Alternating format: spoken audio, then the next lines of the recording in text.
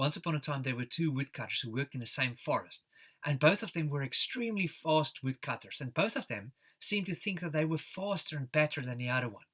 And one day they decided to work in exactly the same area to once and for all put a stop to, their arguments about who's actually the fastest, and to see, well, who felled the most trees at the end of the day. And so, like always, the next morning they both started ferociously. But after a while, the first one glanced over his shoulder and he saw that the other one was sitting down. And so he smiled to himself and he just went on chopping trees down as fast as he could. And this actually happened several times during the day.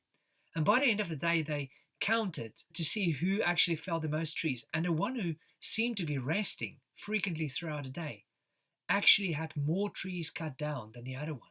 And so the first woodcutter was absolutely incredulous. He just couldn't believe it. And so he said, "How on earth could you chop down more trees than I did? I mean, every time I looked over my shoulder, you were resting. You didn't work as hard as I did."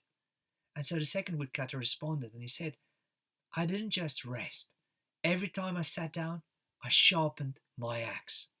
Friends, in some form or another, we have all been forced to stop, to sit down, to take a break from what life was like before the coronavirus outbreak.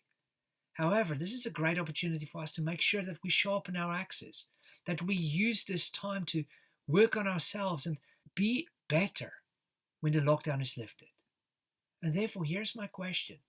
What can you do today to be even better and more effective tomorrow?